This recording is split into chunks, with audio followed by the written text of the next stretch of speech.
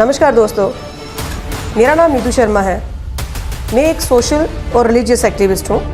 मैं जम्मू कश्मीर राज्य के पुंछ ज़िले से बिलोंग करती हूँ और पुंछ ज़िले से ही आप सबके लिए एक वीडियो बना रही हूँ। बेसिकली ये वीडियो जो है मैं पब्लिक मीडिया प्लेटफॉर्म के लिए बना रही हूँ, जो एक सोशल मीडिया प्लेटफॉर्म है। यहाँ पे हमें अपॉर्चुनिटी दी जाती है। मेरा सौभाग्य है कि मैं पब्लिक मीडिया से जुड़ी हूँ। अपॉर्चुनिटी रिवार्ड दिया जाता है। आज का मेरा टॉपिक है rich person versus poor person.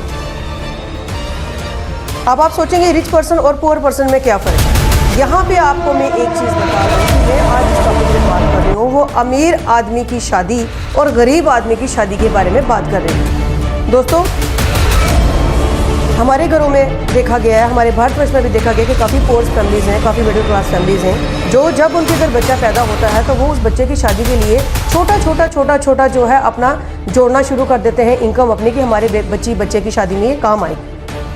वही पूंजी जोड़ी हुई हमारी जो होती है वो सारी एक गरीब आदमी अपनी उस बच्ची की शादी में लगाता है, जो बचपन से उसके पैदा होने से लेके उसकी शादी तक जोड़ता ही आया है। उसने सिर्फ ये सोचा है कि मैं अपनी बच्ची की शादी धूमधाम से करूंगा, कहीं किसी कमी के कारण मेरी बच्ची की शादी जो है वो रुक ना जाए, टूट ना जाए, या रिश्ता मेरे घर आया वो वापस चला ना जाए। वो अनगिनत पैसा जो है कम खाता है, लेकिन पैसा जोड़ना शुरू कर देता है। और वहीं एक अमीर आदमी क्या करता है कि उस गरीब आदमी की जोड़ी हुई सारी जीवन पूंजी लेके चला जाता है। वो ये भी नहीं सोचता कि इसके पास बचा क्या है जो ये अपने बाकी बच्चों के लिए जोड़ के रखे, या उनकी बच्चों के लिए, बाकी बच्चों के लिए काम आए। ये वो आदमी नहीं सोचता है। यहाँ पे एक और गलती हम करते हैं कि जो मिडिल क्लास फैमिलीज़ लोग हैं, जो पुअर फैमिलीज पर्सनस हैं, हमारे भारत में तो ये आम चीज़ देखी गई है। उसमें ये चीज़ देखी गई है कि जो इंसान नॉर्मल है वो अपने पैसा उधार लेके, इंटरेस्ट पे पैसा लेके अपने बच्ची की शादी को धूमधाम से करने का वो कर्जा, अपने बोझ अपने सर पे लाद देता है।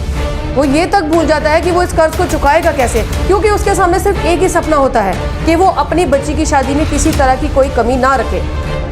दोस्तों, यहाँ मैं आप सबसे हाथ जोड़कर एक निवेदन करना चाहूँगी कि जो लोग अमीर हैं उन्हें तो कोई फ़र्क नहीं पड़ता, लेकिन गरीब आदमी शुरू से ही दबता आया है और उसका अंत जो है उसी दबाव के नीचे होता है। मैं आप सबसे पूरे भारतवर्ष से जो मेरी ये वीडियो देख रहे हैं, मैं उनसे एक निवेदन करती हूँ कि 2 कपड़ों में जो है बच्ची को ब्याह कर लाने का रिवाज जो है दोबारा चलाइए। गरीब आदमी को और मत दबाइए कि वो अंत में जो है फांसी लगाकर कर्जा ना देने की वजह से वो अपनी मौत को बुलाए, क्योंकि उसके ऊपर इतना बर्डन हो जाता है वो अपना पैसा वापस नहीं दे सकता।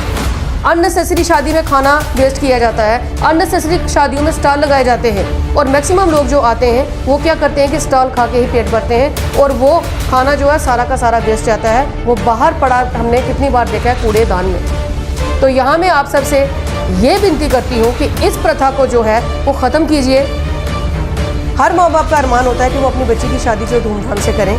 तो मैं उन माता पिता से कहना चाहती हूँ कि आप अपनी जीवन पूंजी, ज़िंदगी की कमाई अपनी बच्ची उस सामने वाले को दे रहे हैं जिसका कोई मोल नहीं है, जो सामने के घर जाके उसका घर, सामने वाले के घर को आबाद करेगी, उसके वंश को आगे बढ़ाएगी।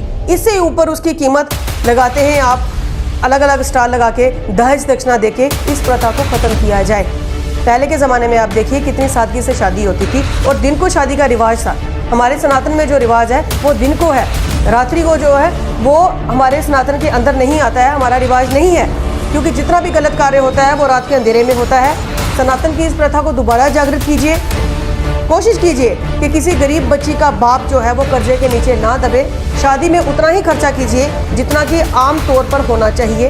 अननेसेसरी स्टॉल मत लगाइए, अननेसेसरी पैसा वेस्ट मत कीजिए। अगर आप एक अमीर फैमिली से बिलोंग रखते हैं और एक नॉर्मल फैमिली की बच्ची को ब्याह कर ला रहे हैं, तो हाथ जोड़कर उस बच्ची के पिता से कह दीजिए कि हमें सिर्फ आपकी बेटी चाहिए, आपका दहेज नहीं चाहिए, और शादी में कोई फॉर्मेलिटी नहीं होनी चाहिए। तब जाके हमारा देश, हमारा गाँव आगे बढ़ पाएगा। और जो मजबूर होके अपने आप खुदकुशी कर रहे हैं, अपने आप को फांसी लगा रहे हैं कर्जे के नीचे दबते, कम से कम एक गरीब का घर जो है वो बच जाएगा, किसी की बच्ची जो है वो आराम से अपनी ज़िंदगी बसर कर पाएगी। तो ये फ़र्क था एक मिडिल क्लास और पुअर फैमिली के बीच में। तो मैं आप सबसे हाथ जोड़कर प्रेम पूर्वक विनती करती हूँ कि इस प्रथा को जो है वो समाप्त किया जाए, नॉर्मल शादी की जाए जिसमें सामने वाले पर भी बोझ ना हो, और ये हम सबको समझना होगा। यदि मेरी वीडियो आपको पसंद आए तो अपने कमेंट्स जरूर बताइए, अपनी जो है विचारधारा मेरे साथ ज़रूर शेयर कीजिए। धन्यवाद। जय हिंद, जय भारत।